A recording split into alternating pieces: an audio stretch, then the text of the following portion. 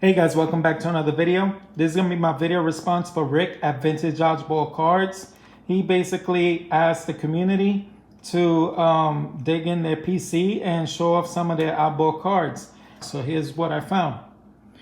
Here's a Kellogg's card from 1992. I got this card along with two others. This one being the most famous one, Larry Bird. And this one is a close second with Akeem the Dream, Olajuwon. And last but not least, Charles Smith. So these cards came all together in a pack from a Raisin Brands box. And I think they're very unique. They didn't have the NBA permission, so obviously they're in their college uniforms. But it's a pretty cool set. They're a little bit wider than a normal card. I can't sleeve these up, but they were at least able to fit in a top loader. Next up, I have a Drake's 1984 rookie card of Daryl Strawberry. I love this rookie card of Daryl. It has his follow-through finish swing there. And I can't say enough how much out of all his rookie cards, this is quite honestly my favorite rookie card of his. It's a 33 card set, as you could tell. And I just love his the pick they have of him here. Next up, I have a very unique set out of London. This is a 1979 Bernarlandis, Our Heroes of the Sport. This is a Pele, a very famous soccer player. And it's the only card of Pele I own right now. I hope to, at some point, add another card of his. But in this set, they pay tribute to a lot of sports icons. And this one's of Muhammad Ali. This picture that they drew of him is very unique, to say the least. It's paying tribute to his floating like a butterfly and stinging like a bee. And it's cool here, it says the greatest. The one thing that I can't understand is, why is this bee flying in his mouth? I mean, is it because he's a loudmouth and they're trying to shut him up? Or is it because he's a beehive and the bee is going back home? It is one of the most perplexing things about this picture that I just can't stop looking at it, because it's like, it's cool, it's abstract, but at the same time, it's like, ouch, it's about to go in his mouth and sting his tongue. So I don't know, but I just love this card so much. There's another card I want to get out of this set. It's of Jack Nicklaus, sorry. Jack Nicklaus is probably the third card I want from this set. Next one is of Sports Illustrated for Kids. This is Floyd Mayweather Jr. As you could tell, it says Sports Illustrated for Kids here. So I'm keeping this going with some boxing cards. I did tell you guys from my Dallas card show that I'm gonna start showing some boxing cards. So here's one, here's two. This one came out in 2012, this card. And here's another one. This one is of Joe Louis, one of the top 10, probably top 5 greatest heavyweights of all time, Joe Louis.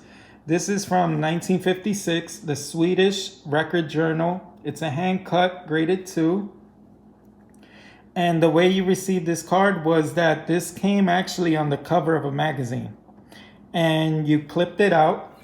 And on the back side, it actually had all the information of both boxers. Here you see Joe Louis.